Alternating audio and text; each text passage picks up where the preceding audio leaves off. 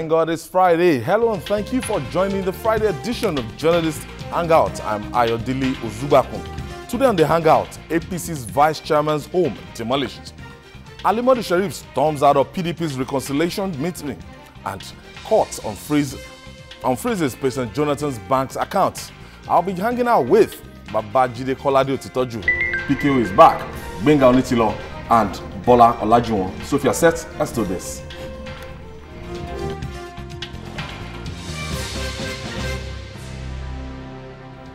Earlier this week, the home of APC National Vice Chairman, Northwest Inuwa Abdulkadir, was brought down by the Kaduna State Urban and Property Development Authority, KASUPA. The home was said to have allegedly contravened the Kaduna State Building Code.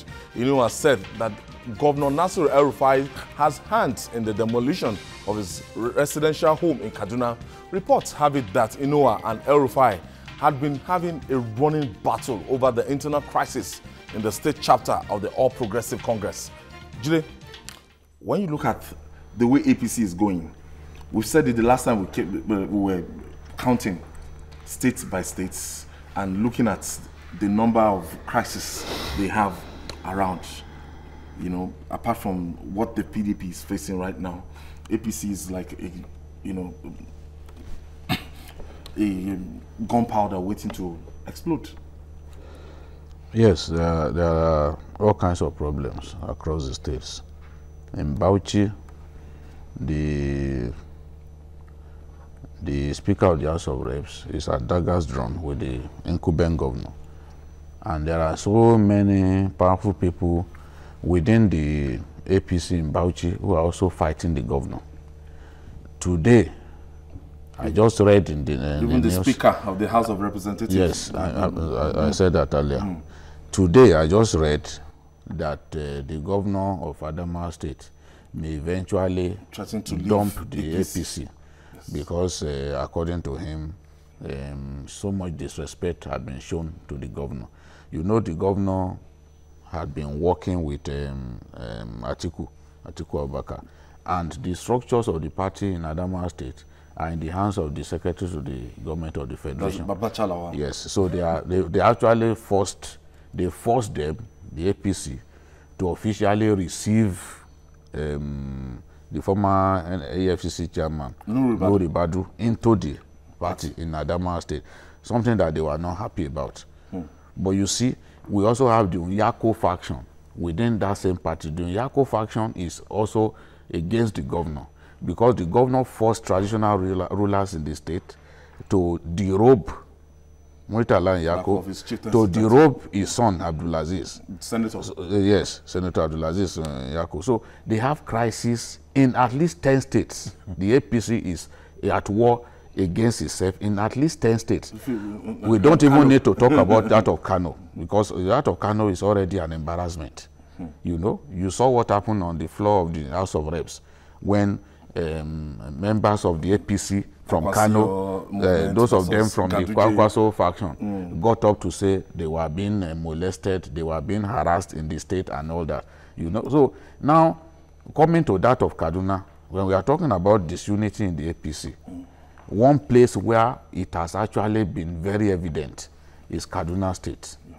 You have El-Rufai, you have what's the name of that faction? Akim Baba Ahmed. Yeah. You have the Akida. Akida, yes, you have Senator Shehu Sani. You know, all on one side against the governor.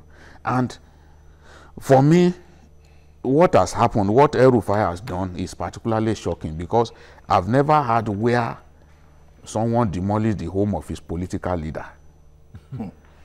El-Rufai, whether he likes it or not, Abdulkadir is his political leader. He is the leader of the APC in the whole of the Northwest.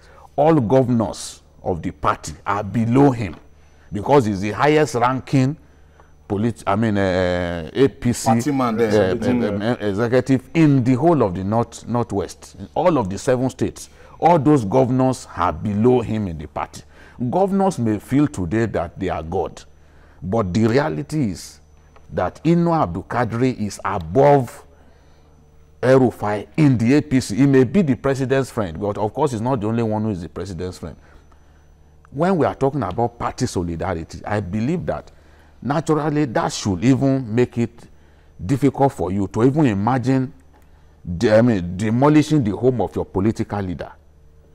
But I know that politicians take advantage of situations. But I've heard Abdul Kadri say that El-Rufai actually told him that he would demolish his home in the presence of 6 governors. Yes. He said he would deal with him. He didn't say he would demolish. He said he would deal with him. Well, that is quoting. I'm quoting. No, you see, I'm quoting what the way Daily Trust reported it. Okay. Because we were not there. Okay. The Daily Trust reported that Abdul Kadri said El-Rufai boasted in the presence of 6 governors that he would demolish his home. And even now, some of the interviews that he had granted, people have suggested to him that, look, your house has already been penciled down for demolition. We suspect that it's for political reasons. I don't know what went on between them, but I do not also think that it makes sense I wanted to demolish the home of your political leader, whatever the situation. Okay, but I wanted to ask, what if truly the location of the house contravenes the land, the town planning, whatever? The issue is in courts. The issue is in courts. And if anything is in courts, naturally, Can't take action. you can't take any action unless the court decide otherwise. In such a situation, I expected the governor to wait for the decision of the court. But in this case, the environmental whatever authority in Kaduna State thought otherwise. They came fully armed and they did what they did. Supposing the case was not in court and they end up demolishing the place, somebody will say, well, maybe the so-called political leader of APC, the Sona chairman, was against the law. But in this case, the man realized that, look, I'm in trouble with this governor. If I fail to take action, he went to court. And the court said, what? Let us decide. But what I'm saying, another thing is this. You see, in the first instance, according to narration from a source in a Kaduna State Environmental Protection Authority, they said they came there when they saw the place being constructed. And they came, they requested, for what do they call it? CFO and building permits. Building permits, and they could not give any. I don't know whether that is true or not. Now, the man, as they were demolishing, the man was fixing the place, rebuilding it. He finished building the place. And before he even finished building the place, he went to court to protect his rights. Binga, I was thinking that even in Lagos State, we've had issues like this, and the governor, the former governor, I remember, would have had to call maybe the party leader involved. This is what we want to do, this place. We want this place to be better. But meanwhile, we are going to relocate you to another place, and we are going to make sure we settle all inconveniences and everything. And it doesn't have to snowball to this. Why must El-Rufai go ahead to, as Jide said, demolish the house of his party leader? No, it's crystal clear. I think the issue started with the support of the Northwest leader against the suspension that El-Rufai was pushing for against Shehu Sani, and they quashed that judgment that it cannot hold. I think it was since then. He wanted Shehu Sani out. Yes, out of the party. And Abdulkadir, the whole party structure stood against it, and because since they stood against it was when this issue started growing. And by and large, I think there is so much powers that has been given to these governors, and I think it's high time some of these powers is wrested of them, keep behaving like tyrants and emperors. Now, if you look at it this way as well, look at APC, look at the analysis that Jide did about 10 states. APC, I will say, has not evolved into a political party yet. It was an alliance of people with disparate interests. The interests were disparate, and that is why you have all that is happening within the party. All right. They don't have common shared values yet. Okay, let me take my first breather. We'll pay this bill. When we come back, we'll talk more. We are looking at the intra-party crisis within the All Progressive Congress in Kaduna State. We'll be right back after this time out. Stay with us.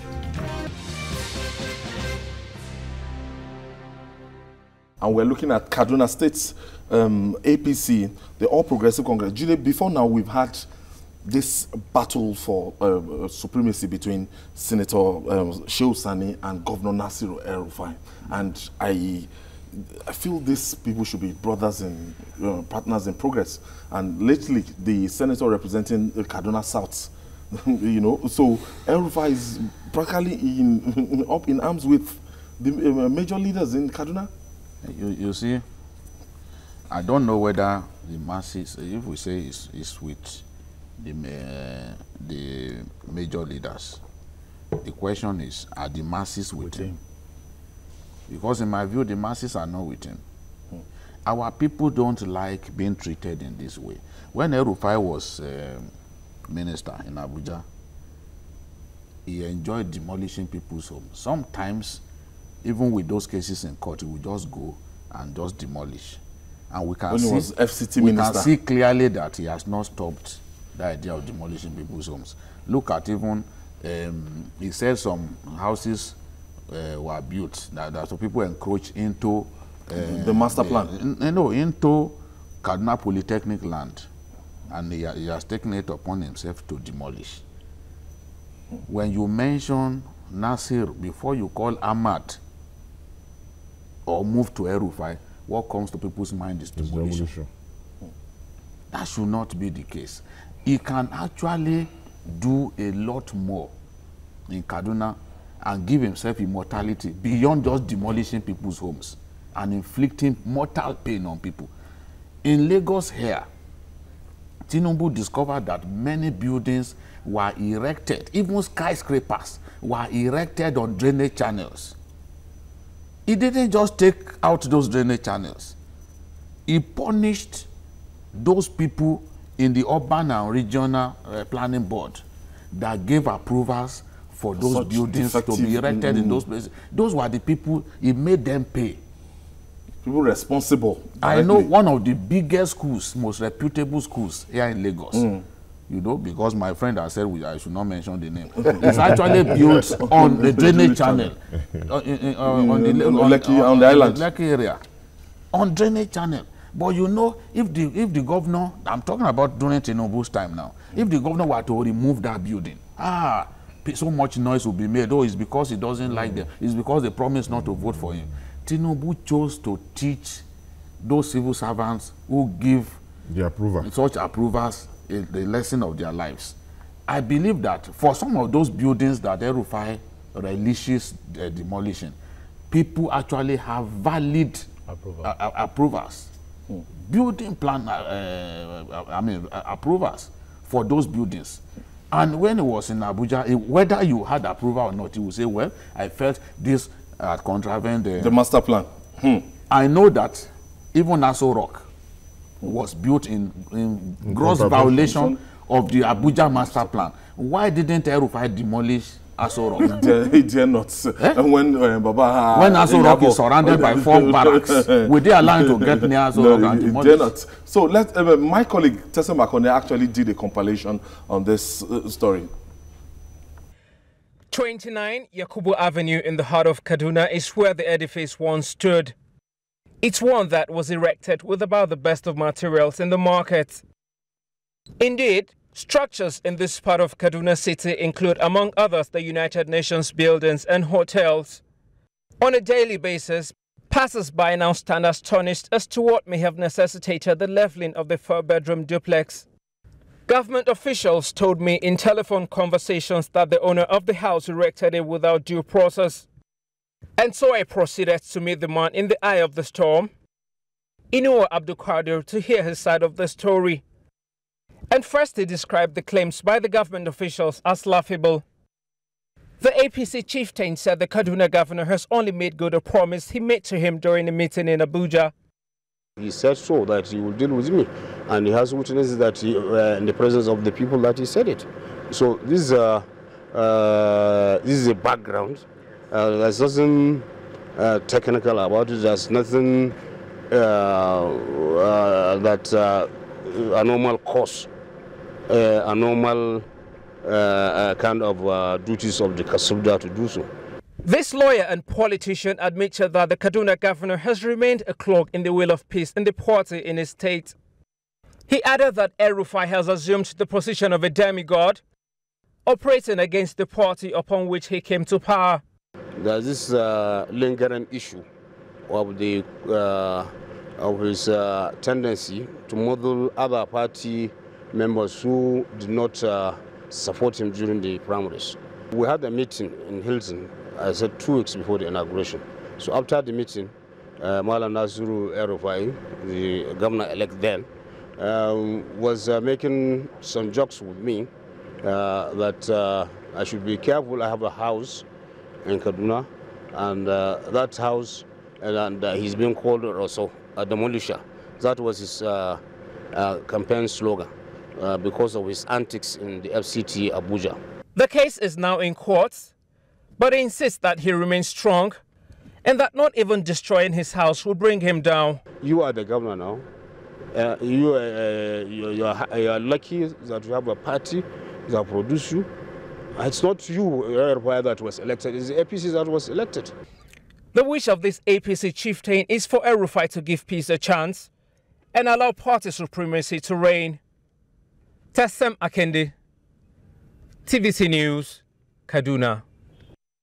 Detailed explanation from Tessem Akande there. At least we know what actually happened. Look at the streets in which that house is located. They didn't touch other houses. They just went for the man's house. No, it's not right. It's a prime area. It's not right. It's not right. The governor shouldn't have taken that action in the first instance. You know, that I would rather say that's tantamount to impunity. Tyranny Of the highest order.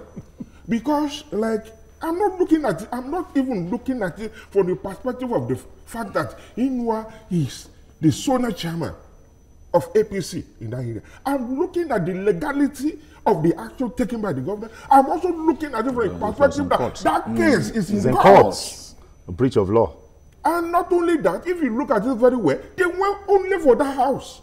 Not other At least houses. you saw a white shot. You saw that area. Houses around it. Hotels, United Nations. You see, like, I believe that we should build institutions in this country to the extent that it can be endurable. Not only that, you know, we can sustain this democracy. If you look at, you know, initially this man, what's his name of this former speaker of, you know, House of Representatives under PDP, the one that had issues with Aminu Tambuwa. Naba said something about, you know, PDP. He said PDP was just like a plate of salad.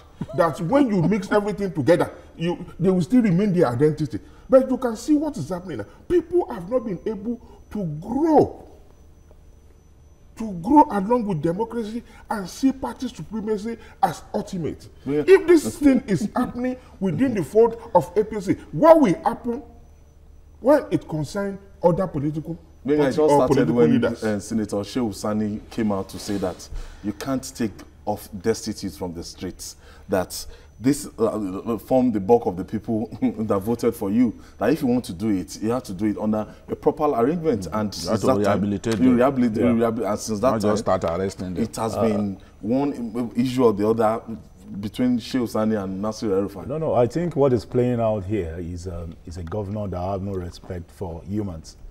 He has no respect. Even look at the Southern Kaduna issue. When the people were saying they were going to protect and harm themselves in Southern Kaduna, this same man said he's going to arrest the people that are saying they are going to protect themselves.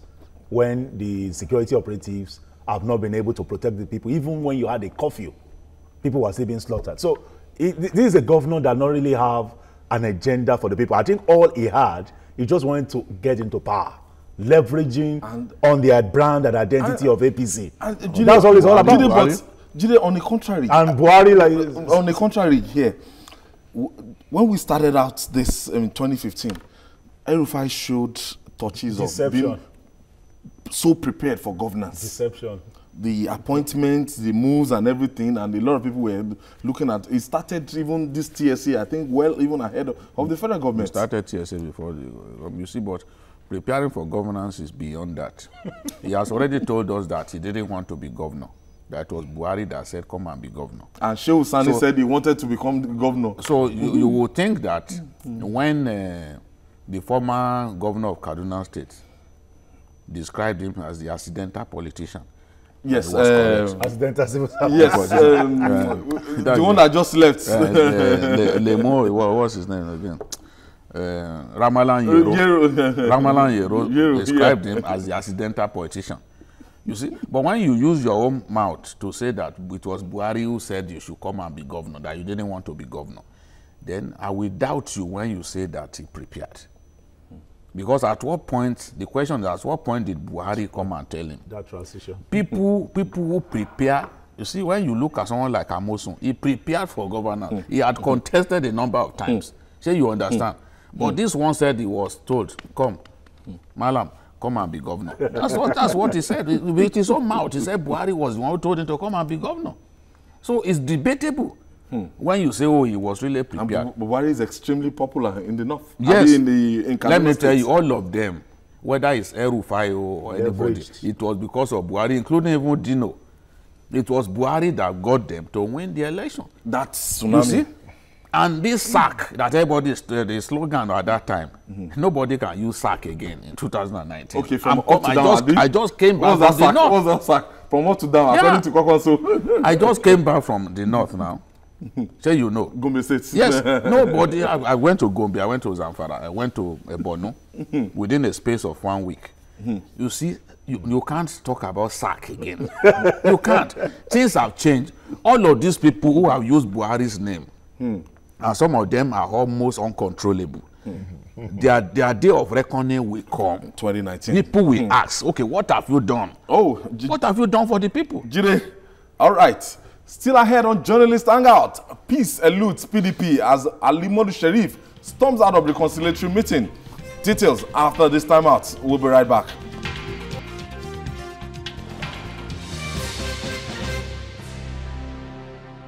Welcome back. You're still on to Journalist Hangout, and we are looking at, before we reach home stretch on this intra-party crisis and go back to the People's Democratic Party. Some people will say it's a seasoned film, and we've not seen the last of that film. Julie, I don't know if El-Rufai decide to recontest in Kaduna, or maybe he might want to become the president in 2019. I don't know. But it's goodwill, even from the feedback you're getting from Kaduna State, because of the issue of Southern.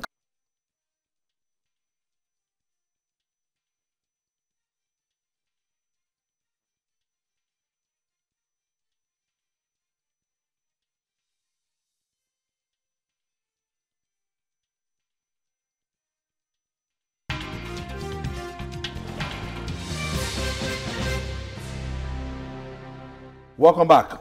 You're still on to Journalist Hangout, and we are looking at, before we reach home stretch on this intra-party crisis and go back to the People's Democratic Party. Some people will say it's a seasoned film, and we've not seen the last of that film. Julie, I don't know if El-Rufai decide to recontest in Kaduna, or maybe he might want to become the president in 2019. I don't know. But it's goodwill, even from the feedback you're getting from Kaduna State. Because of the issue of Southern Kaduna and some other strategic problems he is having with the leaders, it might be an Achillean task to... You see, Buhari is still key.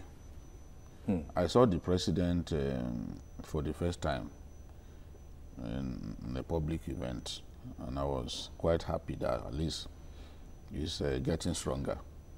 The president is key. He remains popular, no doubt about it. Many people believe that, look, the problem that Nigeria is facing, he didn't cause it. You know? And it still has substantial support, especially in the north. Super tanker. Yeah, if the president supports El-Rufai, it will be difficult for anybody to defeat him. But the question is, the structures in the state, the people who are the president's friends in the state, the people that he also uses, that the president uses, are there with El-Rufai? I know why I'm asking this question. You know, so it is critical. The national chairman, we suggested, you know, I described the national chairman of the APC as an absentee chairman 2 weeks ago, or was it last week? And we challenged him to call a meeting. To wade into this crisis. In the National Assembly. He called a meeting of the APC caucus. So we thank him for listening to us. Thank you. Now, the same man knows that he has a big task of uniting the party across the states. Troubled states. Otherwise, the party will be embarrassed in 2019. It's as simple as that. I have a caller from Kaduna. Mohammed is calling us from Kaduna. Thank you for joining us, Mohammed. Yes, hello. Good evening, Mohammed. Good evening. Go ahead with your contribution. My contribution is about this RFI stuff. All right. What you just showed us, I think it shows outside of the story. Okay.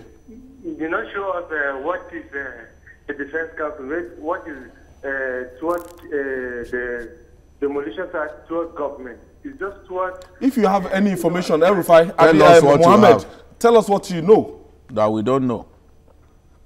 Yes, no, that is what you did not bring us, you did not, at least you're supposed to bring the thing 50-50. Secondly, about this Buhari tell RFI to come out. You know, in Nigeria, you cannot come out thoroughly yourself. That is why the youth are left behind. We, the youth, are left behind. Because you need to have a godfather that will push you. So until we reach a stage where godfatherism is eliminated, I think... Thank you, Mohammed. Politics. Thank you, Mohammed. Okay. Well, I thought it would show us. Maybe yes. I thought it other buildings that were or something. The other side of blind support is what kills our people. We continue to oil our shackles when we see the truth and don't talk about it. There are other buildings standing beside Abdul Qadir's home that was demolished. So expedient. Mohammed should have shown us this beautiful other buildings that were destroyed. And the man is even a lawyer. Is a lawyer. So is he the kind of person that will not even ensure documentation? What he was also trying to say that when El-Rufai Buhari presented, because we got people, we need a godfather. Who is the godfather that presented Amosun to Ogun State people? He contested several times before he became governor. Who is the godfather that lifted up this man's name hand in Oyo State and he became governor? Even Aketi in Ondo State. So what are we talking about? Tunji is calling us from Katsina. Yeah, thank you, Tunji. Hello, Tunji. Yes. Good evening, everybody. Good evening. Go ahead with your contribution. Yes. About El-Rufai, I think that man has lost his chance of coming back 2019. Because what he's doing is typical. He's just going against, because when I saw the report by Sister McKinsey, that's when I now realized this thing is just witch hunting. Before I was thinking, okay, maybe, I built his house on maybe where he's not supposed to. But after watching the report, and I realized everybody just made a promise of what the promise he made to that man. And that man has just, El-Rufai has just reduced his chances of becoming governor in 2019. That's my Thank you, Tunji. Thank you. Moving on, as in our last take on this, gentlemen, Jide. I think the national chairman still has a lot of work to do. He has to reunite these people. Otherwise, the party will be embarrassed. Bola? As at now, I'm sorry to say, it's not well with APC. Something needs to be done. House, they will see serious defeats in 2019. Well, I think what is happening to APC, I think it's probably what will make them re-emerge and become the true party they're supposed to be. It's a good one. As far as I'm concerned, it's a good one. I think it's a process for them to re-evolve and actually become the party they're supposed to be. I like that. Moving on to the People's Democratic Party now. If you say all is not well with APC, I can tell you that all is still not well with the People's Democratic Party. The national chairman of the People's Democratic Party, that is Ali Modu Sharif, stormed out of the meeting called by former President Goodluck Ebele Jonathan to unite the factionalized party. On Thursday, the meeting was the first gathering in which the two factions and most of the party bigwigs sat under one roof in nearly a year. Sharif subsequently stormed out of the meeting alongside his deputy, Cairo Ojugbo, insisting that the meeting to progress, it must be recognized and addressed as the chairman. Our correspondent, Doshima Abu, was at the proceeding. Leaders of the People's Democratic Party were yet gathered again with hopes that this meeting would bring to an end the leadership crisis rocking the party. The meeting was called by no less a personage than former President Goodluck Jonathan, and for the first time, it appeared actors at the center of the crisis were ready to reach a compromise. As a party, it was indeed quite momentous as we fully restored confidence in our economy by not only studying the fundamentals for growth and growing the economy to become the largest in Africa, but also repositioning it to become the #1 foreign direct investment destination in Africa. Former President Jonathan's tone depicted his determination to reconcile and reposition the party, but his resolve didn't yield the desired result. The national chairman, Ali Modu Sharif, who arrived at the venue of the meeting late, demanded he preside over the meeting, but this was turned down. This action angered him, and he stormed out of the meeting. But the leaders were not deterred from their earlier resolve. They went ahead to set up a reconciliation committee. There is no PDP meeting that will take place under whatever arrangement that I will not open the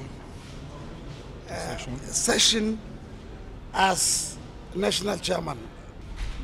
Governor Dixon made a proposal for reconciliation, and we have accepted. Some people want to deviate from this program.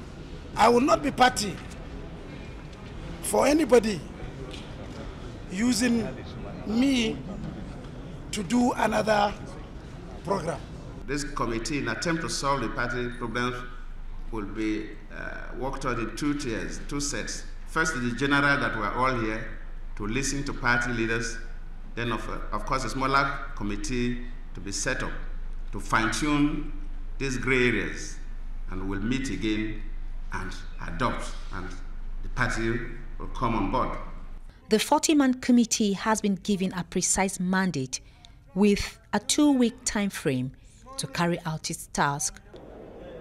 Doshima Abu, TVC News, Abuja. Let me start from you, Bola. I don't know. If I said this is like a season film, and for the first time, and on this program, we challenge the former president that if an Olusegun Obasanjo is not there again, if the founding fathers of a PDP, if they are behind, we expect that President Ebele Jonathan, former President Ebele Jonathan, should be able to take up this challenge, and he has taken it up. So, what do you make of Ali Modu Sharif's outburst yesterday? See, let me begin to say something. One, for a party that was in power for 16 years to be going through this type of problem is a warning to APC, and it's also a warning to President Muhammadu Buhari that something's supposed to be done about the stake of APC. and how to make sure that the folk... We are talking PDP right now. They are so fixated about this APC thing. Wait, this is PDP. No, this is PDP. I know. Yes, I know this is PDP. But I'm only bringing that one on board to say that something, supposed to be done. Like, look at it. You see, when you go to war, by the time you want to settle, you must come home, sit down on a table. If Jonathan is coming on board to do that, I know it's belated. He ought to have come out to make sure that they settle the issue before it festered to this level. All right, on that note, let me quickly take this breather again, and we'll come back after this time out. We are still on the People's Democratic Party.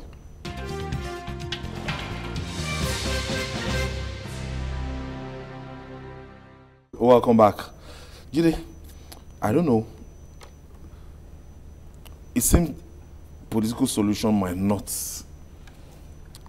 solve the lingering crisis in this party. No, we might have to wait for the Supreme Court. A long time ago, I said it's the Supreme Court that will solve this problem.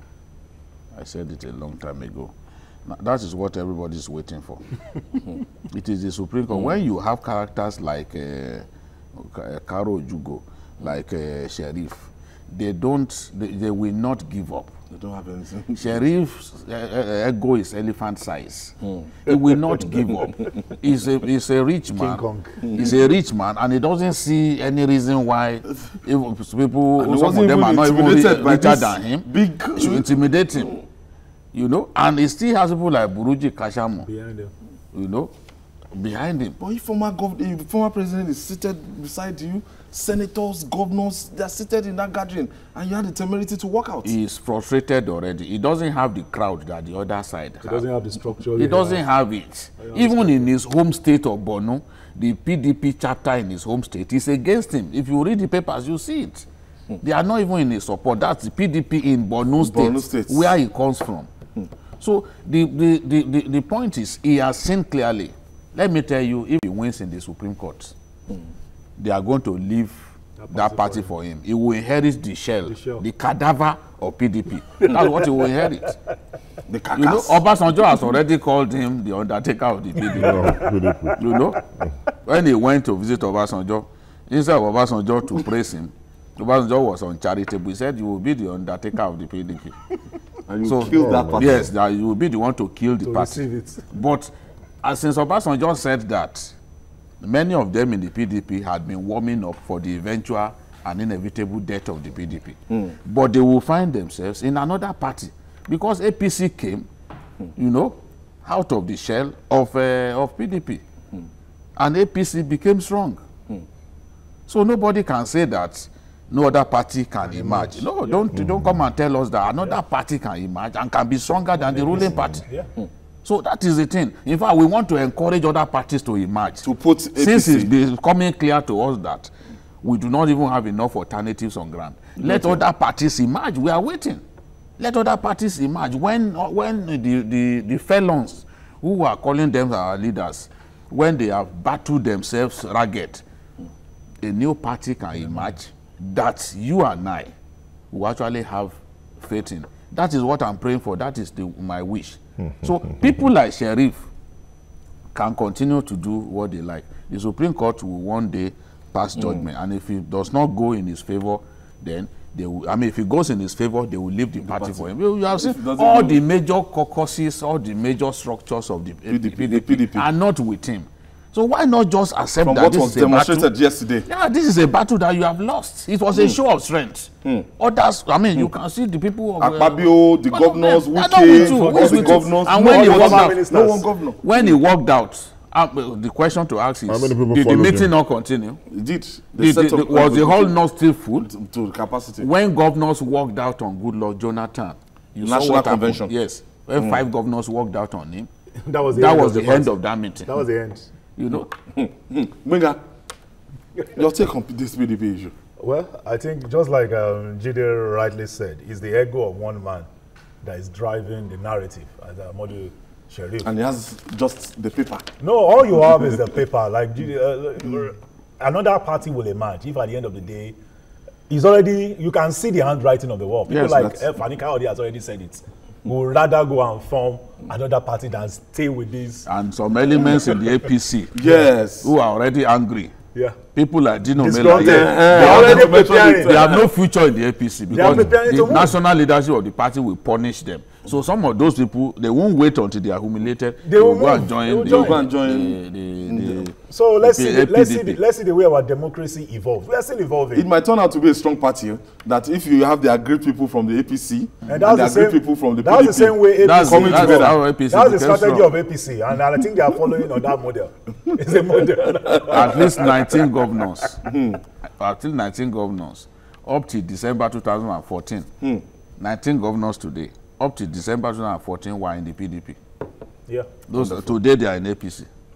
They left at the last minute. People like Oyotom and the rest of them. So and Atiku Bagudu in Kebbi. All of them. They were still in the PDP. I think PDP has borrowed. They dealt with them in the primaries and they left to join the APC. And they won. They won in their respective states. Okay, Shegun is calling us from Lagos.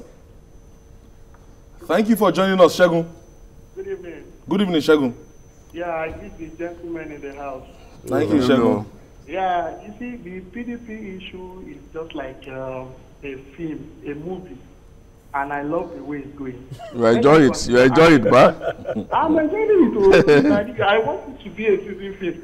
Okay. And on an endable season film, because even during your place, I think sometime December we were in hometown in Peru, and we are just like having a drink, and somebody walked up to me and said, my brother, what's happening in the PDP? He said, the PDP can never be solved. What they are reaping now is what they have, the damage they've done in Nigeria for past 16 years.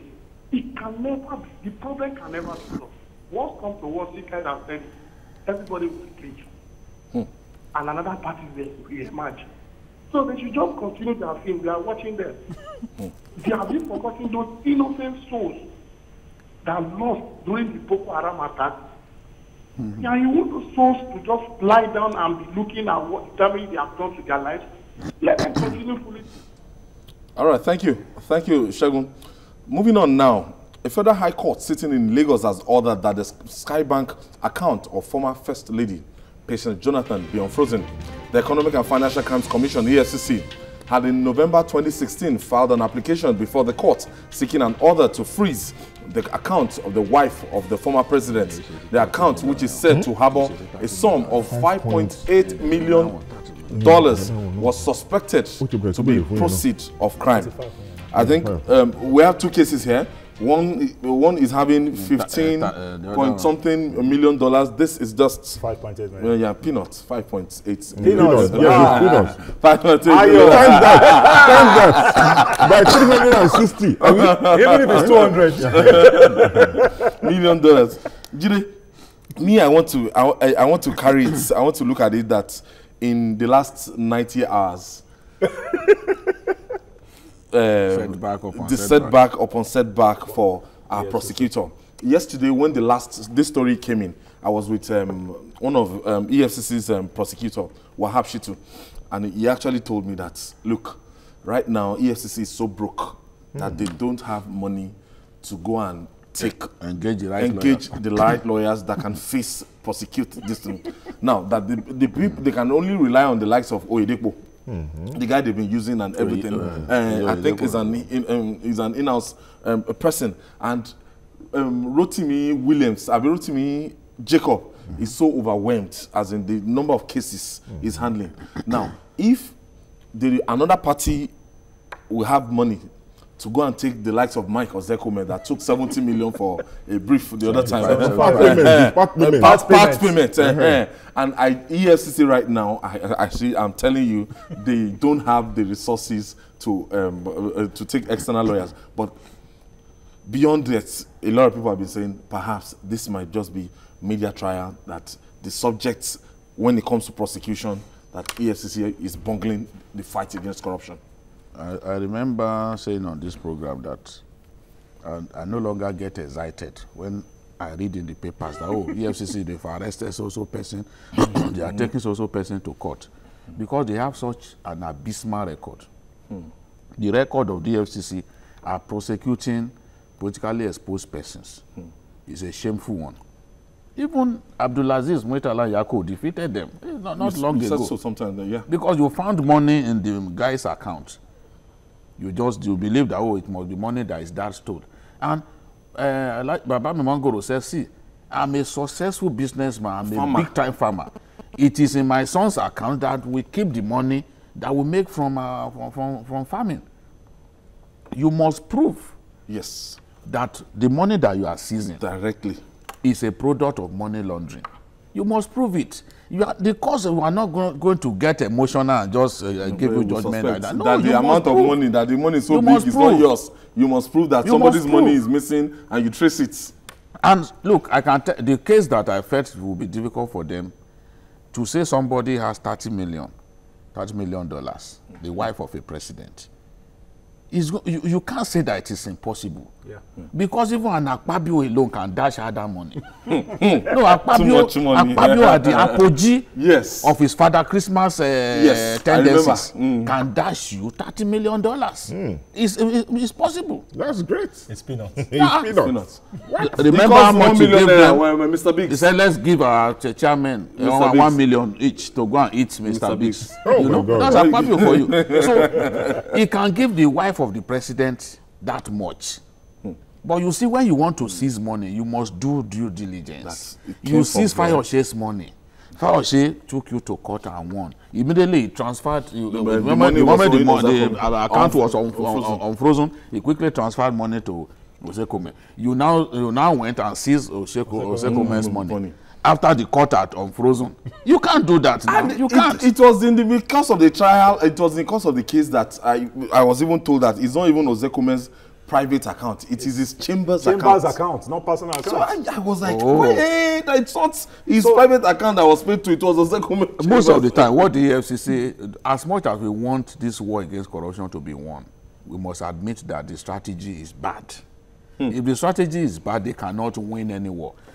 Most of the time, they first arrest people and start looking for evidence afterwards. No, it's never done. It's never done. Your take on this? We are wrapping up. You see, my take is that, one, the law, something must be done about the law. Because in the UK, in the US, when they see or seize this type of money from you, or they trace this type of money, it's left for you as a person to defend yourself and say categorically that, look, this is my money. No, I won't subscribe for it. No. What they do in those crimes are this. They will not go after you for money laundering and all that. They will go after you for tax evasion. When they see such money in your account, the Inland Revenue Service will come after you. How much? Okay, this is the money. Fine, it's your money. How much of taxes have you paid? So that's a better strategy. The punishment for tax evasion is worse. That's what I think the authority should be doing instead of pushing EFCC. They should put FIRS.